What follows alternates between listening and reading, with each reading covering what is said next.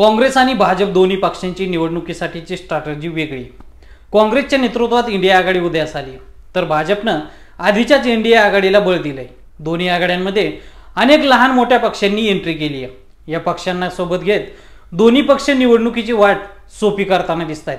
पण जरा थांबा, या आघाडीबाहेरही काही पक्ष आहेत ज्यांच्यामुळे भाजप आणि काँग्रेस या दोघांच्याही मतांची गणितं नक्कीच बिघडू शकतात। या पक्षांनी लोकसभेच्या रणांगणात स्वतःच्या ताकदीवर उडी घेतली आहे, सोबळावर निवडणुका लढवण्याची घोषणा केली आहे।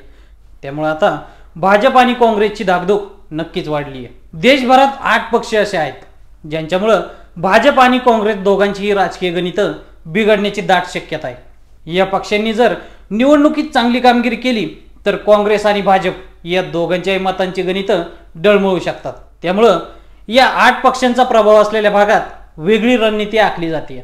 देशभरातील हे राजकीय पक्ष नेमके कोणते आहेत आणि प्रमुख पक्षांचं राजकारण कसं डॅमेज करू शकतात हेच जाणून घेण्यासाठी हा व्हिडिओ शेवटपर्यंत नक्की पहा। लोकसभा निवडणुकीच्या रिंगणात 8 पक्ष असे आहेत ज्यांनी सोबळावर लढण्याची तयारी केली आहे। त्यामुळे काँग्रेस आणि भाजपकडून उमेदवारांची निवड करताना या पक्षांच्या वोट बँकेचा प्राधान्याने विचार केला जातोय। प्रचारात या पक्षांवर थेटपणे हल्ला करणं टाळलं जाते। या पक्षांच्या वोट बँकेचा विचार केला तर देशभरात हे प्रमाण 15% आसपास आहे। तरी सुद्धा देशात असे 230 मतदारसंघ आहेत जिथे या पक्षांचा दबदबा आहे। AIADMK तामिळनाडूत अखिल भारतीय अण्णा द्रविड मुनेत्र कळघम एक मोठा पक्ष आहे। सध्या हा पक्ष तामिळनाडूच्या राजकारणात विरोधी पक्षाच्या भूमिकेत आहे। तामिळनाडूमधील 39 आणि शेजारील पुदुचेरीमधील 1 अशा 40 लोकसभा मतदारसंघात या पक्षाचा प्रभाव आहे। आगामी लोकसभा निवडणुकीत AIADMK ने स्वतंत्र लढण्याची घोषणा केली आहे। दुसरीकडे तामिळनाडूतील सत्ताधारी DMK काँग्रेस बरोबर आहे। आता निवडणुकीत कोणाला आघाडी मिळणार याचं उत्तर AIADMKच्या कामगिरीवर अवलंबून असणार आहे। YSR काँग्रेस आंध्र प्रदेशमधील सत्ताधारी YSR काँग्रेस सोबळावर निवडणूक लढते। या राज्यात लोकसभा निवडणुकीबरोबरच विधानसभा निवडणुका देखील होणार आहेत। या राज्यात लोकसभेचे एकूण 25 मतदारसंघ आहेत। मागील निवडणुकीत पक्षाने एक हाती विजय मिळवला होता। यंदा मात्र तशी परिस्थिती नाहीये। एका बाजूला BJP TDP युती आहे तर दुसऱ्या बाजूला काँग्रेसही जोरात आहे। त्यामुळे आंध्रात लोकसभेचा पेपर कसा असणार याचं उत्तर YSR काँग्रेसची कामगिरी देणार आहे।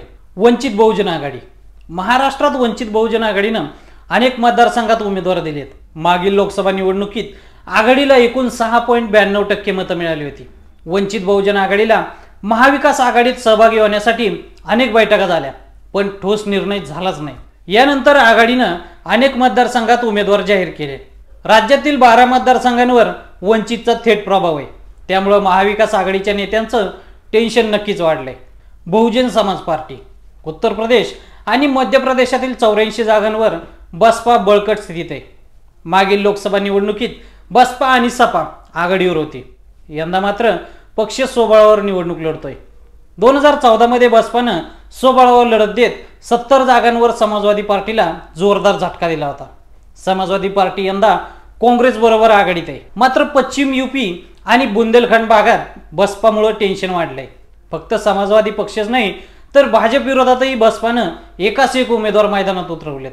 त्यामुळे उत्तर प्रदेशची लढाई यंदा भाजपसाठी देखील सोपी नाहीये। मध्य प्रदेशचा विचार केला तर येथील ग्वालियर आणि चंबळ प्रांतात बसपा मजबूत आहे। जर मध्य प्रदेशात हत्तीनं जोरदार कामगिरी केली तर काँग्रेसचा गेम नक्कीच बिघडू शकतो। भारत राष्ट्र समिती तेलंगणात विधानसभा निवडणुकीत पराभव स्वीकारल्यानंतर BRSच्या विस्ताराच्या मोहिमेला ब्रेक लागलाय। या पराभवातून सावरत पक्षाने लोकसभा निवडणूक सोबळावर लढवण्याचा निर्णय घेतलाय। राज्यात लोकसभेच्या एकूण 17 जागा आहेत। यापैकी 9 जागा भारत राष्ट्र समितीने जिंकल्या होत्या। भाजप आणि काँग्रेस 2019 नंतर तेलंगणात चांगल्या स्थितीत आहे। तरीही BRS अनेक मतदारसंघांमध्ये डोकेदुखी ठरू शकतं। तेलंगणातील शहरी भागात अजूनही KCR यांच्या पक्षाचा दबदबा आहे। तृणमूल काँग्रेस पश्चिम बंगालमधील सत्ताधारी तृणमूल काँग्रेस सोबळावर निवडणूक लढते। राज्यात लोकसभेच्या 42 जागा आहेत।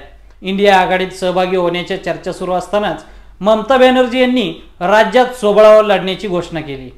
आता ममता बॅनर्जी यांनी राज्यात भाजप आणि काँग्रेस या दोघांविरोधातही जोरदार मोर्चेबांधणी केली आहे। इनेलो आणि जसपा हरियाणात मुख्य लढत इंडिया आघाडी आणि भाजपा यांच्यातच आहे।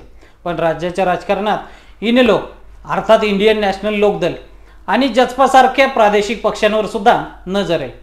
हे दोन्ही पक्ष यंदा स्वबळावर निवडणूक लढत आहेत। राज्यात लोकसभेच्या 10 जागा आहेत।